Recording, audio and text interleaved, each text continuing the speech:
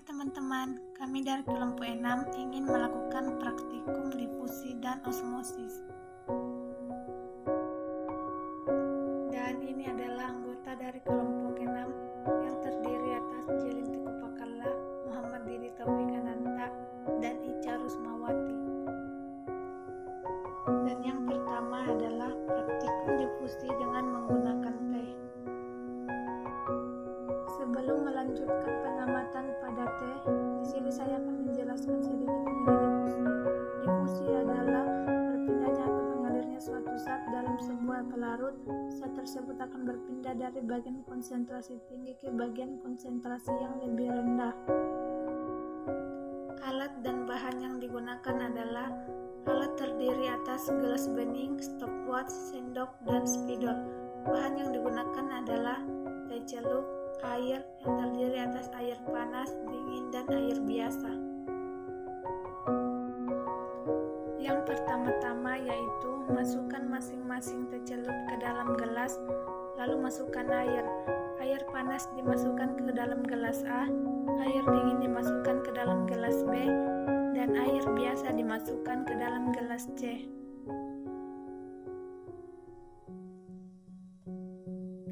Tunggu beberapa menit kemudian.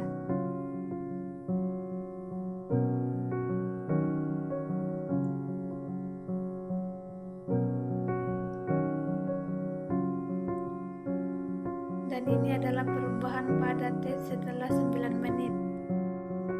Dan di sini kita bisa melihat perubahan yang terjadi pada teh dengan selang waktu 3 menit.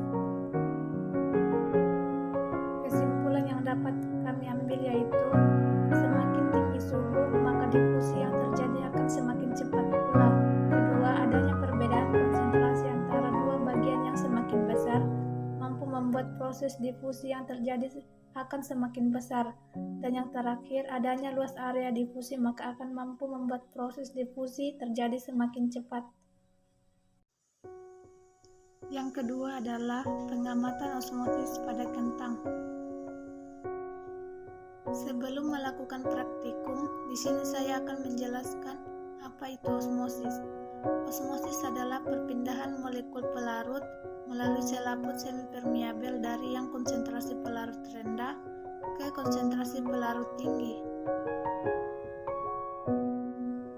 Dan ini adalah alat dan bahan yang digunakan pada pengamatan kentang. Yang pertama yaitu gelas bening, penggaris, pisau, sendok, stopwatch, dan bahannya yaitu air, kentang, dan garam dapur. Langkah pertama yaitu siapkan 2 buah gelas, kemudian masukkan air biasa ke dalam gelas tersebut, lalu masukkan garam ke dalam gelas B sebanyak 5%, dan masukkan garam ke gelas C sebanyak 15% atau 1 sendok makan. Aduk hingga garamnya merata, lalu masukkan masing-masing kentang ke dalam gelas dengan ukuran kentang panjang 5 cm, dengan lebar 4 cm dan tebal 0,7 cm. Ketika semua kentang telah dimasukkan ke dalam gelas, tunggu sampai 30 menit ke depan. Kemudian lihat perubahan yang terjadi pada kentang tersebut. Kentang pada gelas A memiliki tekstur yang makin kuat,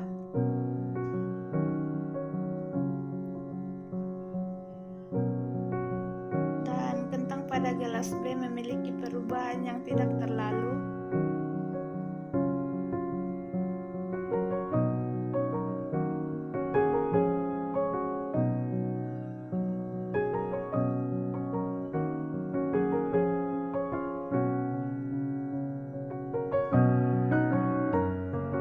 Dan kentang pada gelas C memiliki perubahan menjadi tekstur yang agak lembek.